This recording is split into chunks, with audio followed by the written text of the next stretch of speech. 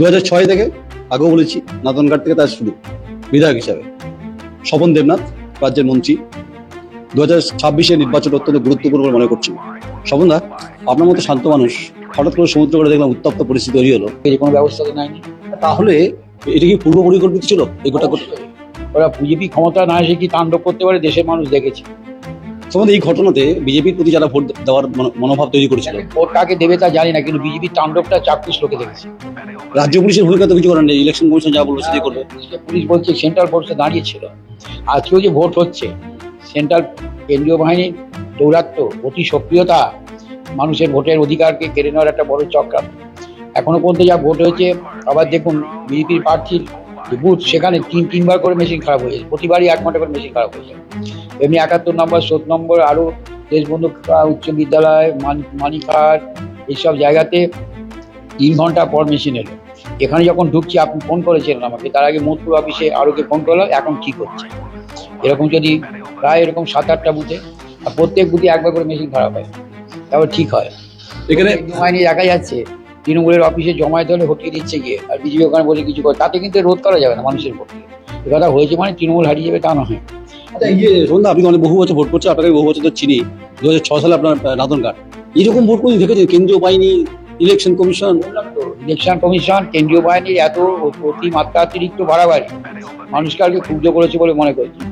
ধরুন শ্রীরামপুরে 41, 42, 43, 44 আমাদের camp office সরিয়ে দিচ্ছে, ক্যাম্প অফিস তুলে দিল, কিন্তু ক্যাম্প অফিস তুলে দিয়ে কি তৃণমূলের ভোট কমে গেল না? আর ওদের অফিস ওখানে থাকছে। এই ঘটনাগুলো ঘটছে।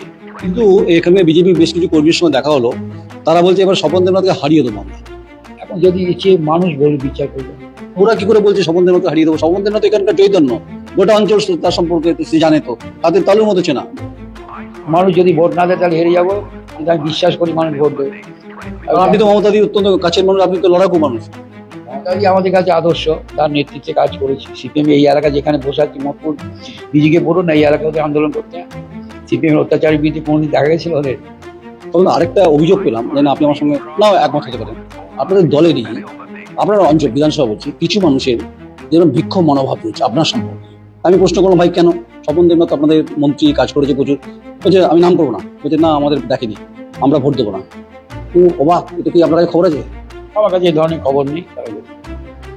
এটা কি ঠিক যে দলের মধ্যে একটা অন্তর্ক হলো, কিছু লোক চুপচাপ? কোনো অন্তর্দ্বন্দ্ব নেই। যে যাদের মাঝে মাঝে দল পদ না পেলে খুব হতে পারে কিছু লোকের, কিন্তু কোনো ভোটে তো সবাই নামছে। আচ্ছা, এখানে তো মিষ্টি বিখ্যাত নাকি?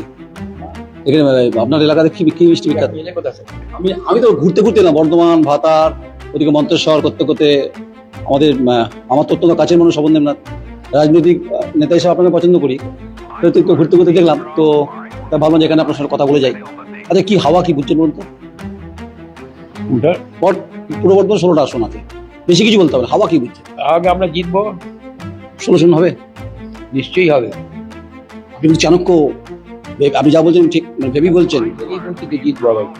কিন্তু বলছে বিজেপি বলছে আমরা 4-5টা। হ্যাঁ, বিজেপি সারা বছর দেখা যায় না, 4 বছর 9 মাস কোনোদিন কাউকে দেখা যায় না। এই ভোটের 2 মাস দাবাজি করে বিজেপি বলছে, কি আসে যায় লোকের? বিজেপি বলছে না, কি আসে যায় লোকের? আর বিজেপি তো থাকবে না। আমি তো হারা অবস্থায় আমরা রাজনীতি করেছি, হারাতেও ছিলাম, জেতাতেও আছি। ওরা হারবে, আবার বাড়ি চলে যাবে, আবার 5 বছর পর দেখা হবে। অবশ্যই কাঁধে সাইড ব্যাগ দিয়ে ট্রেনে করে যাওয়া নাদনঘাট থেকে, 5 ওসব ভোলা যাবে না তো? হ্যাঁ, 5 বছর পর ওরা দেখা পাওয়া যাবে, এখন দেখা পাওয়া তাহলে খেলা হচ্ছে না? এখন হচ্ছে। এখন মদার টাকা দিয়ে যদি সব হয়, তাহলে দেশের মমতাদি এত প্রকল্পের সুযোগ মানুষ পাচ্ছে, তাহলে আর কি বলার আছে? ওরা ভোটের সময় কিছু মদ খাওয়াচ্ছে, এই রাজনীতি এখানে ছিল না। সিপিএর বিরুদ্ধে লড়াই করেছি আমরা, মুড়ি খেয়ে আন্দোলন করেছি, জল মুড়ি খেয়ে দিন কাটিয়েছি। আর বিজেপি এত টাকা, সব ইয়াং ছেলেদের এই যে মূল্যবোধ, সবাই নাকি রাজনীতি বড় বড় ভাষণ মারছে। আপনি দেখুন না, মদের ছড়াছড়ি, টাকার ছড়াছড়ি। আমি 8 বার দাঁড়ালাম, হেরেছি আবার জিতেছিও। তখন তো এই তো মোদপুরে একদিন, আজ আমি বসে আছি ওপরে ফ্যান, মোদপুরে ভোটে দাঁড়িয়েছি, একটা চাটাইয়ের উপর বসে বুথ করেছি, মাত্র 5টা টাকা দিয়েছিলাম মনে করে, ইলেকট্রিক অফিস বাজে এই এখানে। আর এখন আমি বসে আছি ফ্যানের তলায়।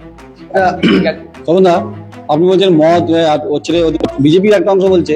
আচ্ছা, স্বপনদা যেহেতু ব্যস্ত রয়েছে নির্বাচনের ব্যাপার, তো এই যে পরিস্থিতি আমরা যেটা ঘুরছি দেখছি, আমার প্রশ্নটা আমার একটাই প্রশ্ন দিয়ে শেষ করবো, যে পরিস্থিতি এখন কোন দিকে ঘুরছে?